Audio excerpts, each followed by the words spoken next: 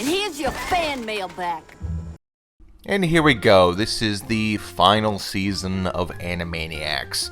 And this was to be expected. What with Hulu owned by Disney now, they wouldn't want to keep a Warner Brothers cartoon. Or maybe they would. Maybe it's up to Warner Brothers. They were the ones that were stupid enough to turn their first online platform into just like exclusively DC Comics only. Let's get nuts. Like there's even a joke in this season about like the Animaniacs subscribing to HBO Max. Like that joke got dated in the middle of me making this video. Anyway, right off the bat, the first thing I want to talk about is the score. I never noticed this before. It was just this season that it just dawned on me. Does anyone else find it unsettling when the Warner Brothers animation logo just pops up to silence? Like, maybe I'm just a child of the 90s, but I always remembered when you saw that logo and you heard a bum bum bum bum. And it got you hyped for whatever was going to pop up on the screen next, because you knew it was going to be like, I don't know, Batman or Tiny Toons or Animaniacs, especially back when Warner Brothers was still being featured on Fox before they got the WB, and then burnt that shit to the ground too. And I really liked and I really noticed the music this season, like the background score. Especially, it popped out to me first when they were doing the Warner's Planets. The sort of Planet Earth parody about discussing the ecosystem of the studio and all the employees that work there. Writers are nocturnal creatures. These beasts are seldom seen before the late afternoon. The bit is definitely dependent on the music, because, of course, if you watch Planet Earth, music is such an integral part to that. This ritualistic dance is an intimidating display of authority. And I think that's when I started to notice and look for it. I hadn't done that in the first two seasons, and I don't know if that's because the music wasn't good or if it was just sort of like following the original series. I mean, no one's going to replace Richard Stone. Like Paul Rudd would go and call him the Great Stonini. But you know what? They still have. I researched a bunch of this because then I finally noticed it and then decided to take a deep dive. They still got Steven Bernstein, who worked on both series, the original and this one. So again, like really good score to this season, especially when I was. There's another Pinky and the Brain episode. It's the final Julia cartoon, and I'm not going to get into spoilers yet, but there will be spoilers. But this, again, the OST was like really good in that part, because a lot of the beginning is a lot of talking and setting up the premise. To think we should tear that old thing down and turn it into a greenhouse. Don't you think it would be lovely to grow our own tomatillos for salsa verde? The music all around this season was fantastic. My favorite song was the DIY song. It's just like really catchy, got a really good premise because I'm kind of into DIY the more and more I get into like video production, and it's got a good punchline at the end. Also, I have here in my notes, why dot thick? Why dot thick? I thought I left these feelings behind a long time ago. See, they gave me a huge.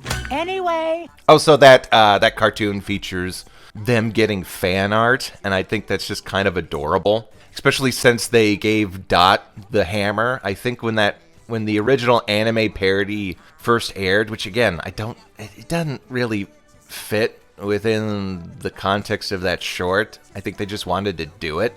But when they did it, they gave Dot a bow and arrow, and then everyone in the online community gave her a hammer, which kind of totally makes sense with like anime.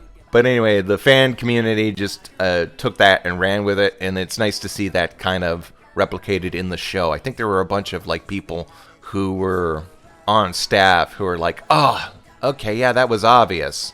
Hey, who would dare interrupt our Lord of the Flies bit? Yeah, I'm Frodo. Should we tell him? Okay, for those who didn't either watch the season or watch my last video, last season they ended on a cliffhanger where it was revealed that Ralph was a long-lost relative of Narita and her family who run the studio, and so the crazy old lady who runs the studio gave the job to Ralph. We should do a movie about flaming meatballs! I like to say I like the segment where they try to turn Ralph's nonsense into a somewhat coherent narrative. And then, of course, Nora gets fired, or she leaves the studio, and then ends up going back as the security guard. And usually, like I said in the first video, I didn't like the fact that Nora was almost like Warner's proof. Like, they never really got to her. And I like that about the second season, because then they started to mess with her a little bit more. In this premise, I don't mind it so much, because the reason why she's so good at keeping the Warner Brothers in check, the narrative explanation is that as the head of the studio, she's read so many scripts and has seen so many movies that she knows how to counter every premise that the Warners come up with. And now, the plot twist in literally every heist movie this studio has ever produced.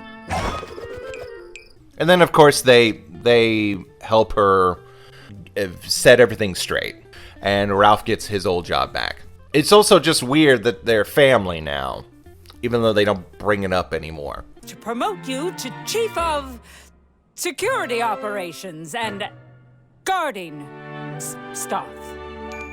Oh, boy! This was definitely a weaker season for the Animaniacs. Like the episode 7, they go to the polar ice caps. It's kind of like a PSA episode. I don't really like the song that much.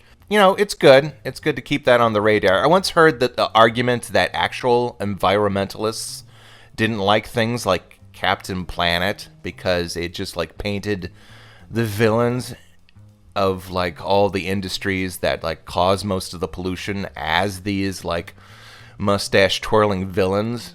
But then I learned that most of those environmentalists are like professional environmentalists and like mostly liberals. They don't want to actually make any like actual changes that do anything productive. So screw them. Oh, I will say that all the cold openings involving the Animaniacs were like really, really fire this season. Like they do an Aliens parody, they do a Lord of the Rings parody that has this just a totally different style, and I especially like the teen Animaniacs thing. I didn't like it at the beginning because it was just kind of goofy, and then they revealed like the alternate universe Dot. Purple hair and has a thunderbolt that just like kind of, I don't know, that just screams like AUOC to me. Thank you for performing the ritual to summon me from the mirror dimension with the Cornelius gem. You got it mixed up. I used the mirror gem to summon you from the Cornelius dimension. We get like one final cartoon with Scratch and Sniff, and it's okay. It involves them taking an Uber. Scratch and Sniff wants to get to a big convention, and all the Animaniacs want to stop and do their own thing. Why didn't you all just drive together? We are driving together. No, in your own car. We don't have a car. I was going to say, I got really sad, because one thing I liked about the original is how Scratch and Sniff was kind of like basically their guardian. There's the I'm Mad cartoon where he basically takes them to a theme park. You know, and he's like, hey, I just wanted to do this fun thing for you. Are you happy now? Thanks a lot. I'm sorry that we fought. He was like the adult and treated them like the kids and tried to reach out to them. This series has just kind of been like more or less like setting Scratch as an antagonist. It's fine. It works within the self-contained narrative of the season, and even within just like the cartoon itself, but it just kind of got reminiscent of, you know, the Taming of the Screwy, all that kind of nicer stuff that gave the series a bit of a heart. Why do you give me such a hard time? 'Cause we love ya. Well then, let's party! The one cartoon I really want to talk about is just Gigi Soda. It's an episode where the Warner Brothers get kind of upstaged, or rather Dot gets upstaged by this new preteen or teenage influencer. She also wears a flower in her hair, and that sort of sets Dot off. First of all, I found it that the Warners were just kind of really petty in this cartoon. Usually in the old series, they acted like Bugs Bunny, where you had to antagonize them first in order to set them off, or just be like a really shitty person. I'm thinking of the Garage Sale cartoon, where it was just like really obvious the guy running the garage sale was like crooked. No refunds!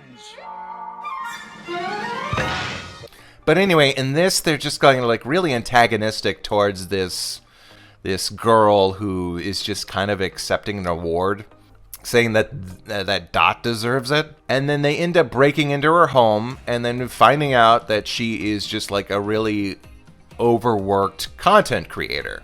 Like, she's not treated like a star of like one of those Nickelodeon sitcoms, which this is obviously based off of. But anyway, yeah, you feel, bad for Gigi, that she's got herself into all these obligations. But is it morning already?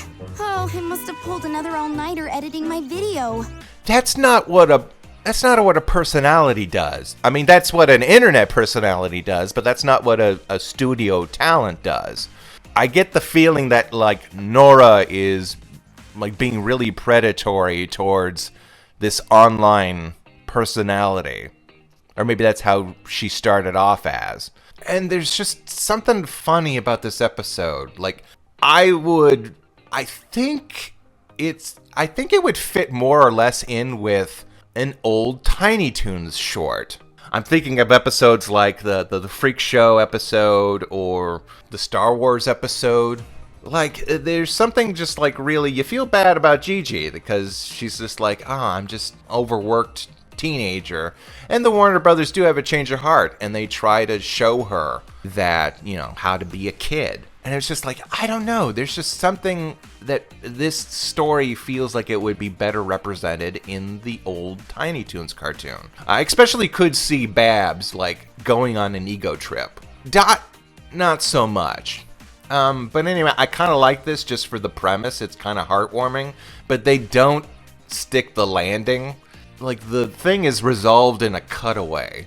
Gigi, you are getting on that candy rocket, and we are blasting you into space to promote your space concert. They don't actually show, like, the Warner Brothers, like, I don't know. I think in the old cartoon they would have, like, used a forklift or, like, tricked the kids into getting into the rocket ship.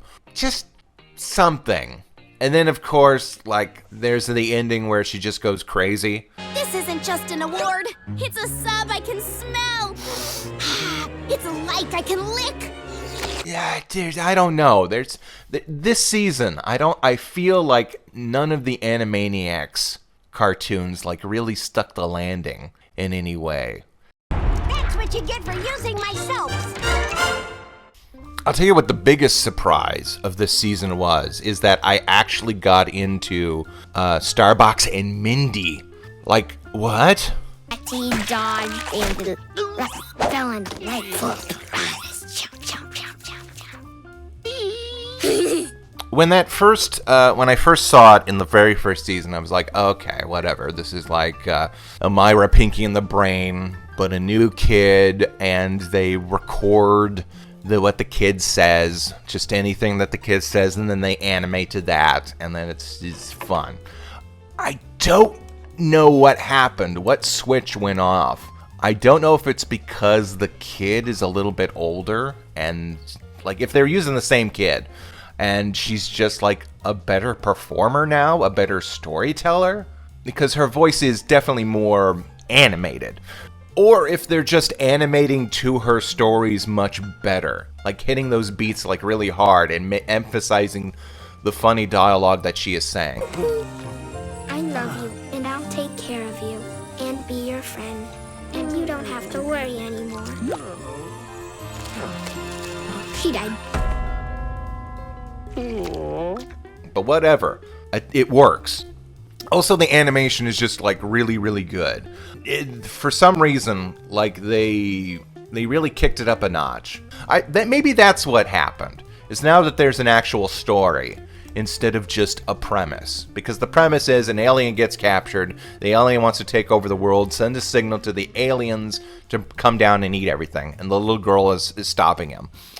The story now is that there's this alien king who sends an assassin to kill Starbucks and then take the remote and then start the invasion. Now, Starbucks wants to do that too, but he's also egotistical, so he wants to be the one to do it. So he ends up like fighting the alien assassin who also gets kidnapped by Mindy. There's just a whole back and forth between them aligning and then fighting again.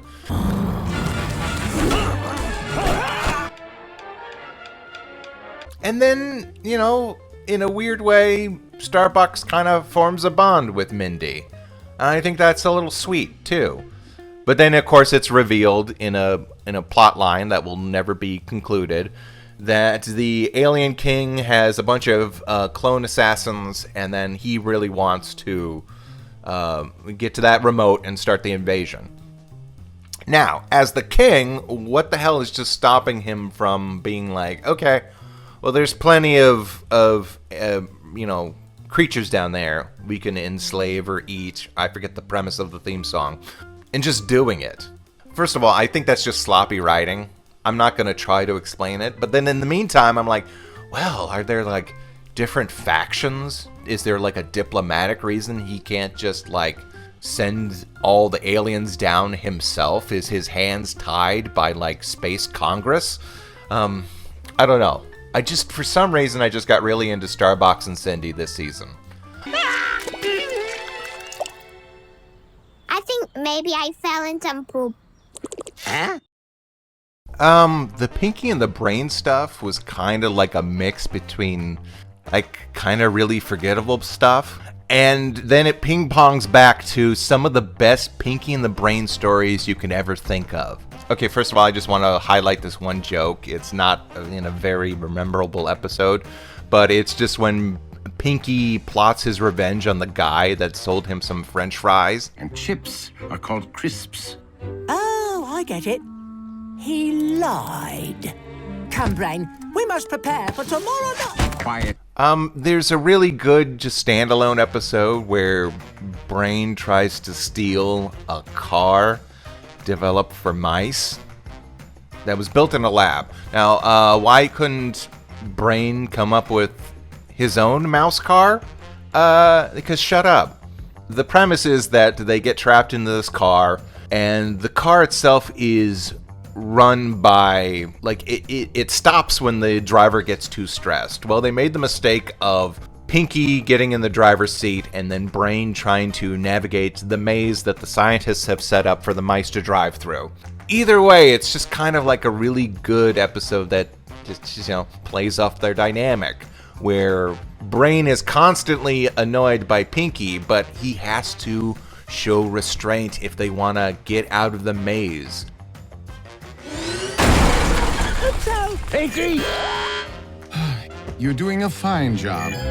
It's also, it devolves into an excuse to have Maurice LaMarche use all of his impressions that he's done in other cartoons. Okay, do Christopher Lloyd. His voice relaxes me, Brain. I'm not very good at impressions. Popularized in Coney Island at the dawn of the 20th century, the Loop-de-Loop is a thrill ride that sends its passengers in a complete 360-degree circle. Great Scott! There's one episode where it's basically Pinky and the Brain versus Elon Musk. They go to a Burning Man festival because it's revealed that Brain wants to test his system for harvesting sweat and then turning that into drinkable water. It's revealed that one of the concert goers is, basically a rich asshole millionaire who plans on leaving the Earth in a spaceship and wants to hijack Brain's water supply. Now you've done it, Dexter. No one harms Pinky except for me. It's basically like a Mad Max parody, and I don't know why, but I like the way it organically flows. Like, they could have gone just with a straight Mad Max parody. There's plenty of, like, Pinky and the Brain cartoons that start in media res, with them, like, being in the past or being in the future. But I don't know. I just like the way that it's, like, modern day. They went to a concert. All the concert goers are, like, in these weird, freaky costumes, and their cars are decked out. They're like, artistic showpieces. But they could also easily fit in well with, like, a post-apocalyptic race carts. I just like the weird flow that they got from point A to point B to point C. I just think that was neat. Also, I guess this guy was supposed to be set up as, like, a recurring antagonist. Again, we're never going to see that again, but although I would have liked to have seen that. If this guy had replaced Snowball, I kind of would have been okay with that. Hopefully season 4 with a bump, more than a guest star rate. Episode 7 is another Julia cartoon. Brain has sort of invented a Matrix-style VR chamber where he can indulge in a fantasy where him and Julia had gotten together and gotten married. Oh, my sincerest apologies, my dear. This is all a misunderstanding. That's all right. Yeah, it's just kind of a straightforward episode where Pinky, like, enters the simulation, and Julia learns of her true origin and then goes crazy and then builds herself a robot body outside the simulation. It's good. It's boilerplate. And then it leads to the real Julia meeting up with her robotic clone, and them saying that they're gonna try and take over the world. Again, another unresolved plot that I would have liked to have seen. And again, kind of sad that this is the end of this one character who was really like a breakout of the series. And it's kind of weird that her story just kind of fizzled out. Oh well, that's what the online community is for. Shouldn't I be more furry? We're already treading a fine line with that side of the fan base, Pinky. But I will say that this season has produced, like, I think, like, one of the best Pinky and the Brain premises ever. The whole revival justified itself with this one cartoon, I think, because it's such a good premise that is executed so well. It's basically Groundhog's Day. And you think, okay, a Groundhog's Day episode. Great, what are they going to do with this? It's broken up into 2 parts, and the first one goes about as basic as you can. Basically, the Brain has this plot to, take over the world. It's not important. There's like a million of them. He has the plot to take over the world. It fails over and over again, but he learns all the ins and outs of this one day that he keeps repeating. It's woodchuck day. You're playing yesterday's tape, you provincial pancake turner. And so he finally gets to the point where it succeeds. He takes over the world. And it's great. He, like, goes to bed, ruler of the world, and then wakes up the next day and has to start all over again. And there is the rub. Like, what's the point of taking over the world if the next day you got to start all over again? So Brain just basically spends all his time trying to figure out, like, okay, what am I not doing right? Okay, I'm going to take over the world this way, or I'm going to take over the world this way. He, for some reason, he's not going at it in a very scientific manner, because he doesn't try to figure out why the day keeps repeating, which, unlike Groundhog's Day, there is a solid, concrete explanation, and of course he figures that out. He just thinks that, for some reason, he just says the fates. It seems the fates have given me the chance to relive this day over and over again. Whatever, go with the premise. I like it. Really shows the logistics of, like, trying to basically, like, button mash your way through reality. Madam President? Who is this? How did you get There are only 10 billion unique cell phone number combinations for the region of North America. It was an elementary brute force attack. And of course we get this heartwarming little moment between Brain and Pinky, and that kind of... that I think if this were the last Pinky and the Brain episode in the season, I think that would have been fantastic. And just so you know, Pinky, If I am doomed to repeat one day for all of eternity, I'm glad I get to spend it with you, old chum. But of course it wasn't. There were other episodes, particularly the Christmas episode, which was okay. It was basically kind of a retread of the actual Christmas special. They even point that out. I think so, Brain. But didn't we already do a Christmas-based plot in the Emmy Award-winning special, A Pinky and the Brain Christmas? It's really well animated, but just kind of retreads on some stuff. For Animaniacs, again, it's just kind of a slowdown towards the end. You've got like a video game parody. It's cool. It's cool to see the Animaniacs as, you know, three-dimensional puppets, but I don't know. I didn't stand out to me that much. And then you've got a Island of Dr. Moreau parody, which is pretty cute. Actually, no, it was kind of okay. What was cute about it was Bat Corgi Dot. I like your flower. Oh, and also going back to the video game, there's one bit where Dot's attack, one of her attacks is straight out of the SNES video game. And even one of the staff members confirmed that, and I was like, oh, that's cool. Also, in the Christmas special, they meet a swole Santa, midlife crisis Santa, and it's fine. They sing a song about how he's the only one that can deliver gifts. Again, it's just okay. Even the last episode, the very last episode of the entire series, and that will probably be made, was just like the aliens that were earlier on in, like, I think like the first season return, and Yakko sings a song. There's a teacup ride episode where everyone gets stuck on a sucker, which that seemed like the most like a classics Animaniacs cartoon. It was fine. And then they basically just end the whole thing saying that, oh, there's not going to be a next season. Like, there's a literal meteorite coming to kill everybody. If they had... Okay, the start of the season, they set everything straight. Nora's in charge of the studio again. Ralph is back on security, and they give Ralph the net, and they say, "Do your job, Ralph." And then they start running, and Ralph starts chasing. They run down the studio lot, and then it ends on like the classic musical beat, bum bum bum bum. I think that would have been like the best place to end the entire series. Unfortunately, that was at the beginning. I don't think they could have, like, could they have kept the whole plot line? Like, what if they did a whole season where Nora was in charge of security, Ralph was in charge of the studios, they did all these weird parodies that Ralph dreamed up, and I'm trying to think, no, there's no reason that Nora needed to be in any of these cartoons. Maybe the Gigi Soda one, but they could have totally just, like, made that not connected to the studio. They could have just had that at a generic, like, festival, and then, like, created another, like, predatory CEO character to, like, antagonize Gigi.